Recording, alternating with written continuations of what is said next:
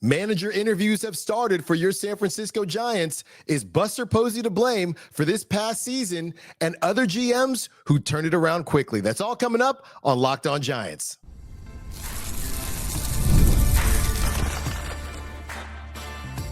You are Locked On Giants, your daily San Francisco Giants podcast. Part of the Locked On Podcast Network, your team every day. Hello and welcome to Locked On Giants, part of the Locked On Podcast Network, where it's your team every single day. My name is Alan Stiles. On the show, we provide daily episodes Monday through Friday, talking about the San Francisco Giants in a way that provides passion, analytics with the eye test, and a little bit of fun. I'm from the Bay Area, but I live in Sacramento now, and I host a show on Sacktown Sports 1140, the Alan Stiles Show. Be sure to check that out, as well as emceeing Sacramento Rivercats games. I'm lucky enough to cover a team I've been a fan of all my life. Today, we are talking about the manager interviews that have started for the San Francisco Giants. Is Buster Posey to blame for the Giants missing the playoffs, and examples of other GMs and presidents of baseball operations that turned it around quickly? Today's episode is brought to you by FanDuel. Right now, new customers can bet just $5, and if your bet wins, you'll get $300 in bonus bets to use across the app. Download the app today. So hot off the press. Okay, this is from Susan Slusser, or this is from an article that Susan Slusser put out there. I'm not just giving you the exact article, but a breakdown of my understanding based on what she said. The Giants managerial search is beginning to take on a very familiar look, and that's because of what many people are calling the Vogt Effect. Talking about Stephen Vogt. In just his first season as manager of the Cleveland Guardians, he helped lead them to a surprising playoff berth. That early success has caught the attention of teams all around the league, including the Giants, who are now closely looking at candidates that have a catcher's background. According to the San Francisco Chronicle, former big league catchers like Kurt Suzuki, Nick Hundley, Craig Albernaz, and Curt Casali are all on the Giants' radar. Suzuki interviewed today. That's the big news. Kurt Suzuki, or we believe it is Kurt Suzuki, based on the breadcrumbs that Susan Slusser has left us, that Kurt Suzuki has interviewed today, and others could follow as well. Let's not forget that man helping steer the ship behind the scenes, Buster Posey,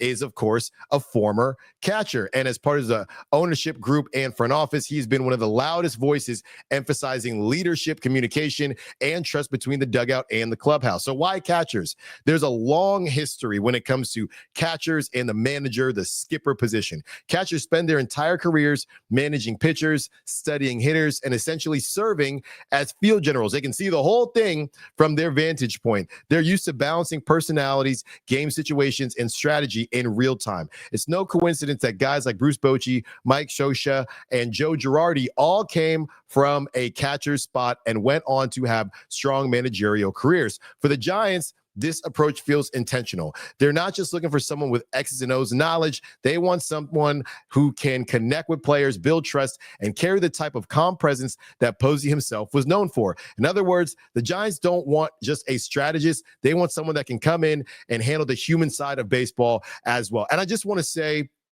that we had this discussion earlier this week where I said, Buster seems too open about this. Yeah, we're open to anything. You don't have to have managerial experience. You don't have to have this. You don't have to have that. And I said, I really hope Buster's just saying that out loud and they actually do have a plan, because and I use the example of my sister auditioning for different roles in TV and movies. When you don't have a plan, it's kind of harder to find what you want. Turns out that's exactly what Buster was doing. I believe that Buster always knew they were looking for a former catcher. Not to say that they're specifically only going to hire a former catcher, but Buster had a plan as to what he knew. Just at that time during the press conference, he didn't feel like he had to say that out loud. The real question now is whether this narrow focus is the right move. Is leading so heavily into the catcher pipeline a smart play, or should the Giants consider a wider range of baseball thinkers? So with all of that being said, I believe that Buster is going about it the right way. And ultimately for me,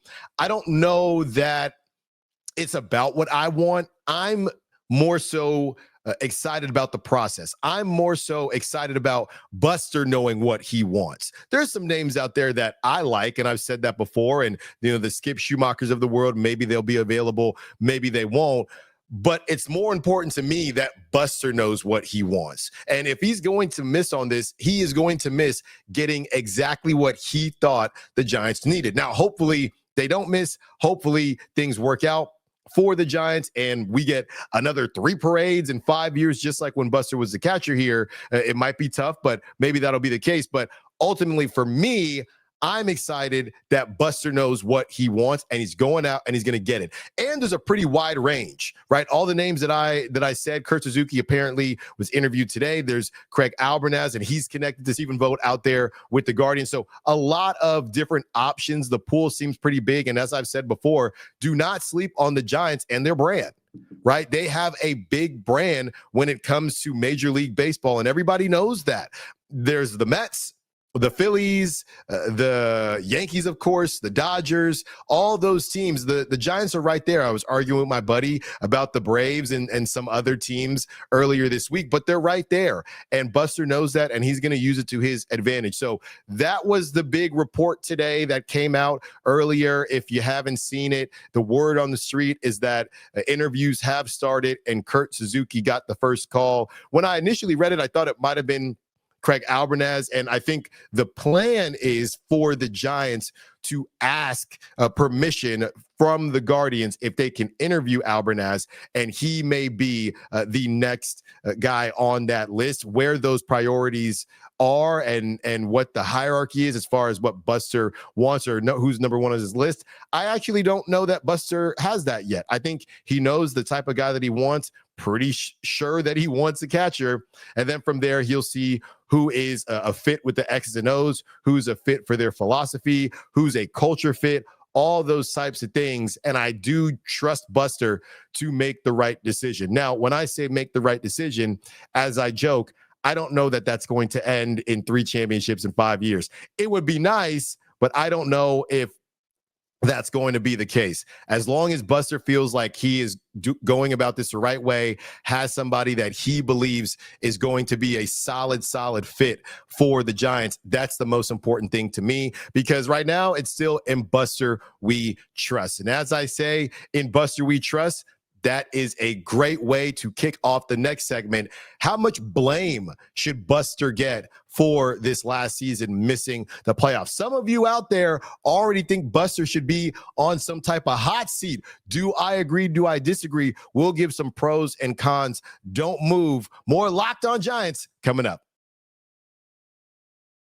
This episode is brought to you by Prize Picks. Every day we make decisions, but on Prize Picks, being right can actually get you paid. Don't miss the excitement of football season with Prize Picks, where it's good to be right. Playing Prize Picks is fun, and it's a simple way to add more excitement to football. You just pick more or less on player projections like Josh Allen's passing yards or Saquon Barkley rushing for a touchdown, and you're in the game. I love how quick it is. You can make your lineup in under a minute. My favorite part, Prize Picks just added stacks. So if I want to ride with a player, I can select their pass yards, rush yards, and touchdowns all in one lineup. And the new injury reboot feature, if your player leaves early and doesn't return, it won't count against you. Let me just say, these overtime games that have been happening in the NFL have been very, very good for my Prize Picks career, and they can be good for your Prize Picks career too if you sign up today. Download the Prize Picks app today and use code LOCKEDONMLB to get $50 in lineups after you play your first $5 lineup. That's code LOCKEDONMLB for $50 in lineups after your first $5 lineup. Prize Picks. It's good to be right. I've been reaching for my new favorite pants almost every day. My Doer jeans. These are the most comfortable pair of jeans I own. I almost forget I'm even wearing them to begin with. I wear them to work, running errands, just chilling around the house. Anything I do, my Doer jeans are the perfect fit. They're antibacterial, meaning they stay fresh longer, so I can wear more and wash less. The jeans are made with Cool Max that regulates your body temperature and wicks moisture. Keeps you cool and comfortable as temperatures change. Great for any season. Doer combines classic jeanswear style with the kind of comfort and performance you get from athletic wear. It's the best of both worlds. Designed to look great and stay comfortable all day, no matter what you're doing. Doer are pioneers of blending technical innovation with everyday clothing. They invented the original performance denim. There's a reason why they call them the world's most comfortable pants. But don't take our word for it. Go try on a pair for yourself. Doer just opened a store right here in Hayes Valley so you can feel the difference firsthand. Go check them out at 567 Hayes Street. Mention our promo code LOCKEDONSF in store to get 15% off your first order, or check them out online at shopduer.com/LockedOnSF for 15% off. That's shopduer.com/LockedOnSF. Okay, it's time to talk about some Buster blame. It's been just one full season for Buster Posey as he moved from the field to the front office, and some fans are already unsure if he's the right person for the job. Some are even calling for his job. What are we doing, people? It's been a very short period of time. The Giants went 81-81. They missed the postseason, and trust me, I was upset just like everyone else has been and was and is. I get it. Ultimately, they fired Bob Melvin, and in that context, it's fair to ask how much of this failure is on Buster Posey. So here's the argument for substantial accountability: roster constructions and vision risks.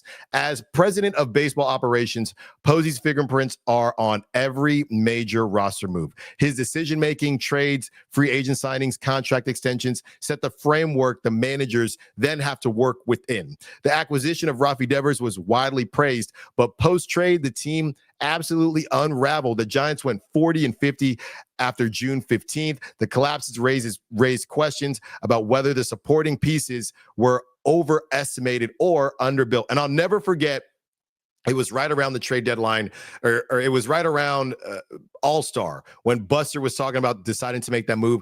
He said that the team earned it. I'll never forget those words. He said the team earned it for them to go out and make a real aggressive play to go get one Rafi Devers. They earned it, and they thought that they found lightning in a bottle, and they really wanted to see if they could make it work. Ultimately, they didn't, but Buster was trying to help the team because he said, hey, we're ahead of schedule now. Let's do something with it. The different midseason moves and identity gambits, Posey didn't shy away from making big moves. He extended Melvin's option midseason. Then he reversed that decision 3 months later, a high-risk maneuver that left little margin for error. He sold off the veterans like Tyler Rogers and tried to load up the farm, which I think was the right thing to do.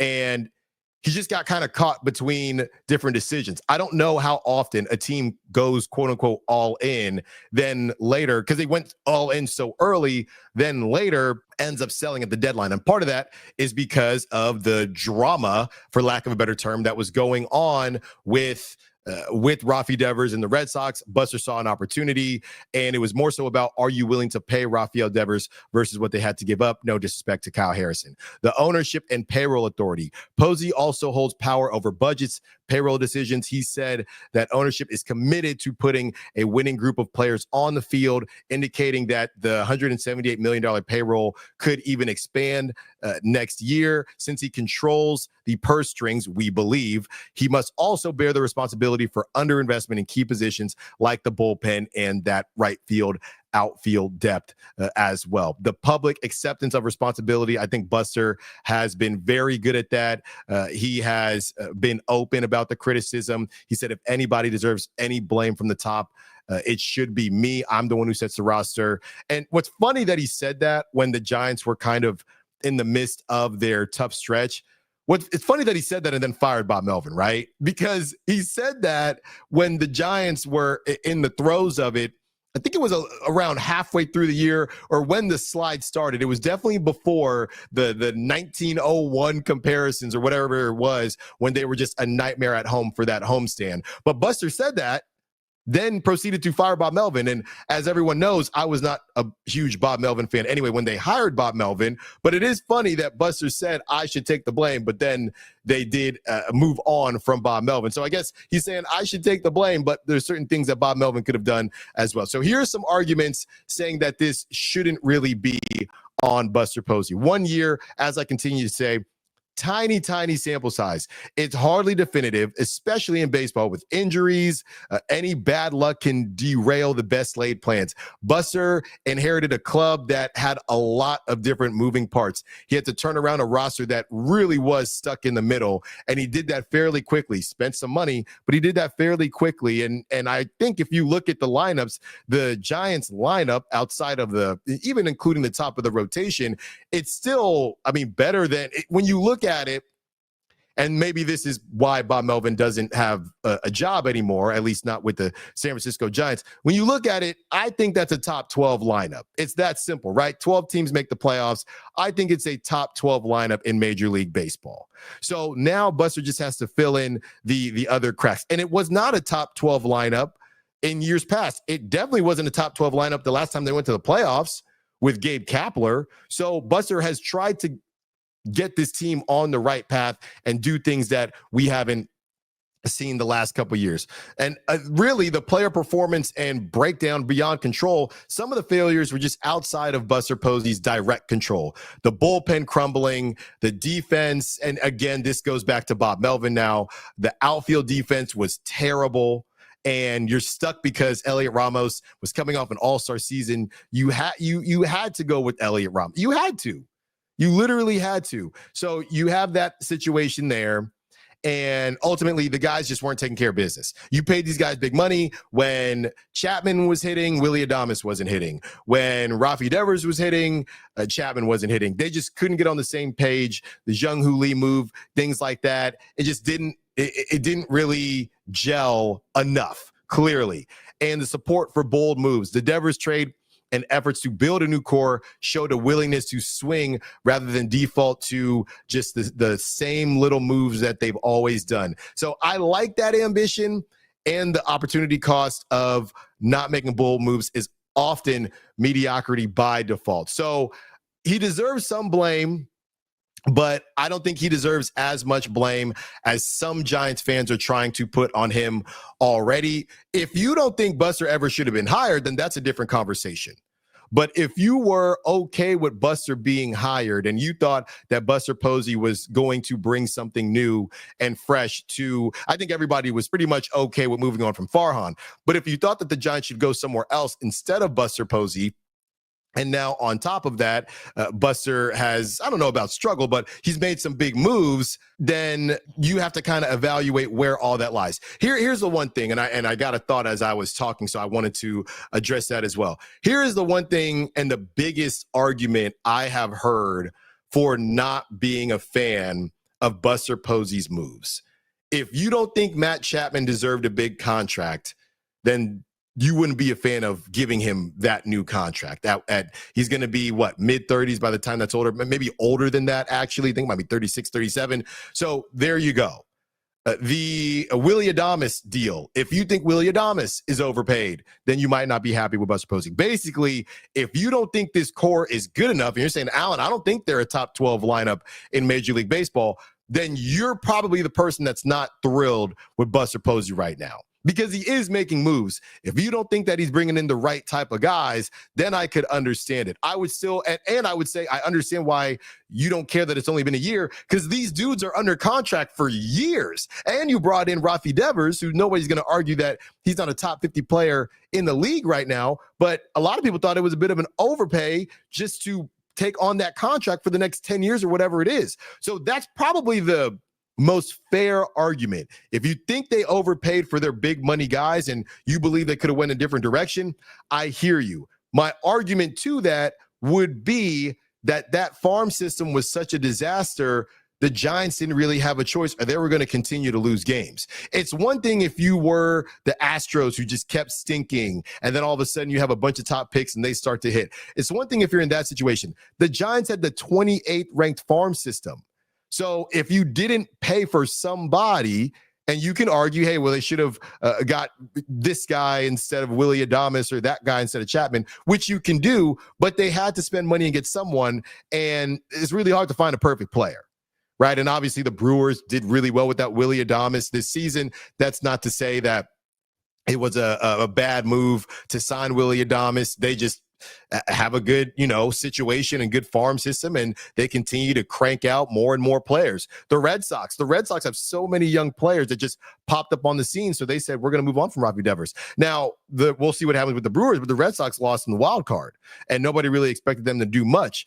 And yeah, they got to the playoffs and the Giants didn't, but you were going to have to pay for someone because the farm system wasn't good, and we don't want to sit here and watch a bad product, and Buster refused to watch a bad product. We'll see how these contracts go. The good thing about baseball is that all these contracts are pretty ridiculous. So you never know. There might be a taker at some point if any of these newer guys that are coming up in the farm system really do hit, how the Giants can move off of some of the older guys.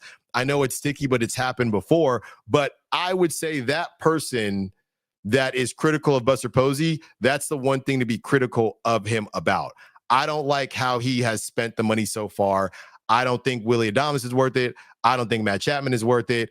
And I don't think Rafi Devers is worth it. Or maybe a combination of those guys. Let's talk about some GMs that were able, and some presidents of baseball operations that were able to turn it around quickly to close out the show. More Locked On Giants coming up.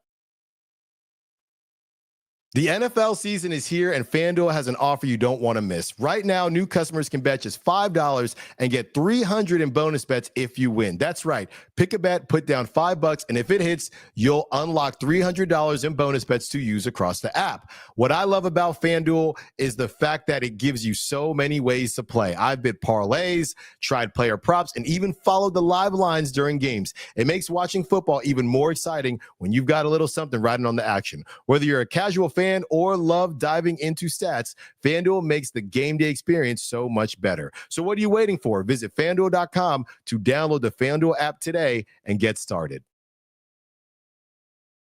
So now let's discuss GMs and presidents of baseball operations who did turn it around quickly. And I'll put it to you like this.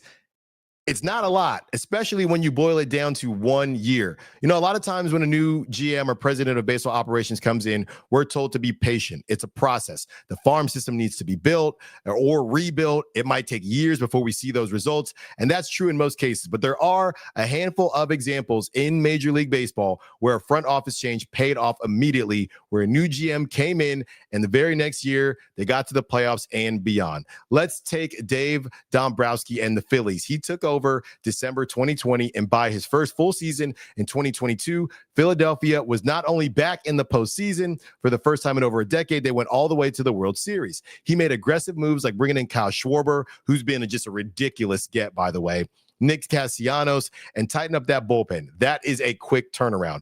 Another great example of this, Alex Anthopoulos with the Braves.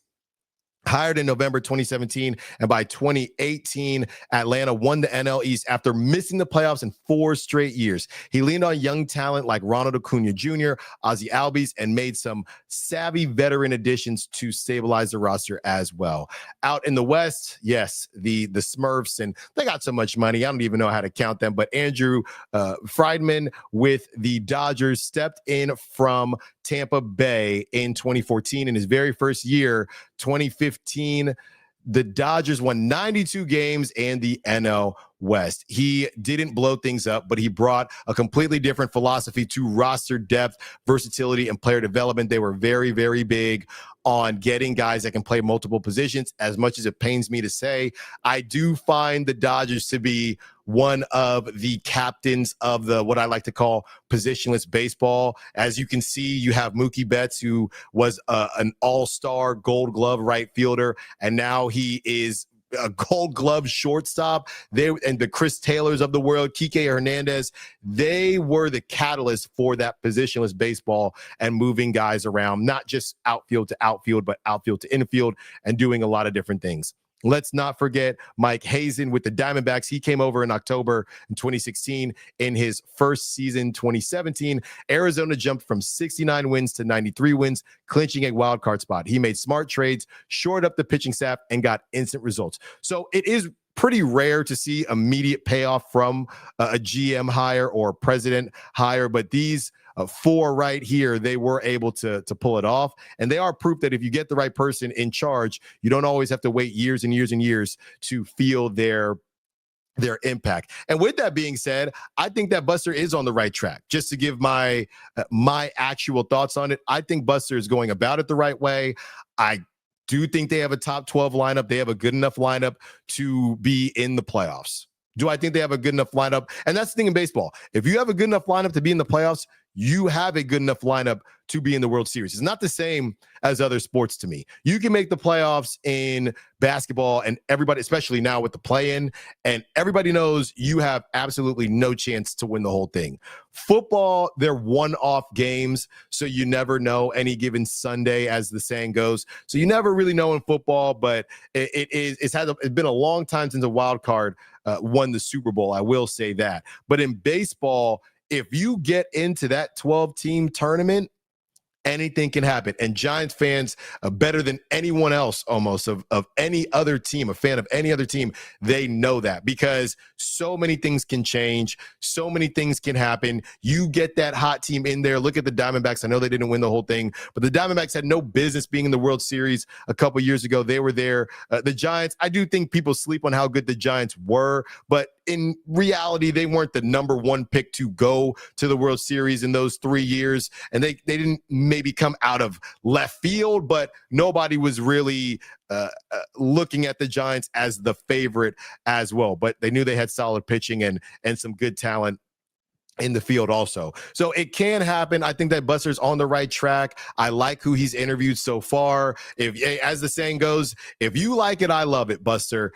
I think that you can interview some guys that aren't former catchers, but like I said, if this is your plan, if this is what you think the team needs and the direction you want to go, then I'm all for it. Thank you for listening to Locked On Giants. Be sure to follow me on social media at @Styles with an I. Also, be sure to follow our official account, Locked On Giants, on social media. Thank you so much for making Locked On Giants your first listen every day. For your second listen to all night Locked On MLB Game Night. Every game, every night until the World Series champion is crowned. Get local analysis on a national scale. Find MLB Game Night on Locked On MLB or wherever you listen to podcasts. Have a great weekend. If you're listening to this during your weekend, I hope you are enjoying your weekend. We will talk to you on Monday. Until then, peace.